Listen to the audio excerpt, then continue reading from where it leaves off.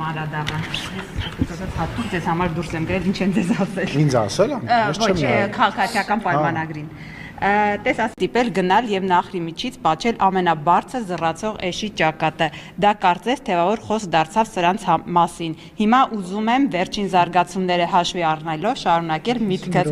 Ձեր համբուրած էշին մեր դռանը մի կապեք։ Եվ վերջինը 2018-ին իշխանազավթում է տեղի ունեցել, ըստ Սերժ Սարգսյանի։ Ես կարծում եմ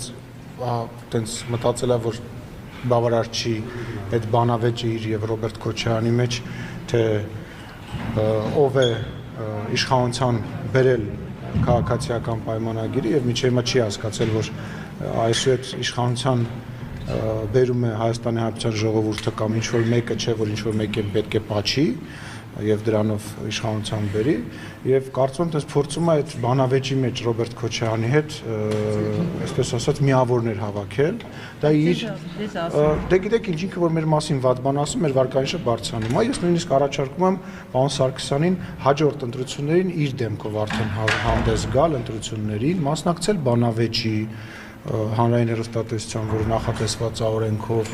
քարոզ արժավ անցկացնել, քաղաքական գործ չի, որը որ տենց հայտարարություններ է անում,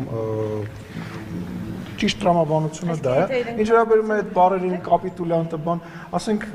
մերժվածի կողմից մենք արդեն ասել ենք, նախ ինքը հայ ազգի կողմից մերժված եզակի անձնավորությունն է, երկրորդը կապիտուլյանտն է ինքը, որովհետև այն ամեն ինչ որ ինքը արել է Հայաստանի բանակի հետ, այն ինչ որ իրանք արել են Ղարաբաղի հետ, կարծում եմ նշ չէ, որ մի գիշերվա մեջ այն ամեն ինչ որ 2020 թվականին տեղի ունեցավ։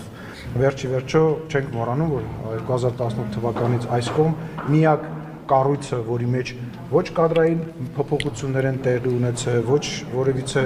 կտրուկ բաներ են եղել, դա պաշտպանության նախարարությունն է եղել։ Եվ ուստի դա խոսալուց տենց ամպագորգոր վիրավորանքներ հնչեցնելուց թող մի հատ հայլու մեջ ինքը իրան նայի, էլի, խնդրում եմ, ու մի հատ իր անցած ճանապարհը նայի ու ամաչի, որ Հայաստանի Հանրապետության մասին խոսելով, Հայաստանի Հանրապետության շահի մասին խոսելով իր մերձավոր շրջապատի, իր փեսեքի, իր մնացածի բարեկեցությունն է մեծացել, ոչ թե բանակի, որ ինքը 80-ականների զենքերով էր զինվում, բայց իրանք 2007 թվականի ջիպերով եւ դղյակներով էին ապրում։ Թող մի հատ դրա մասին խոսել ամոթ է։ Ասում ենք խոսում է, շատ լավ է, թող խոսա, ասում, թող իր դեմքով մասնակցի ընտրություններին, ավելի մեծ լավություն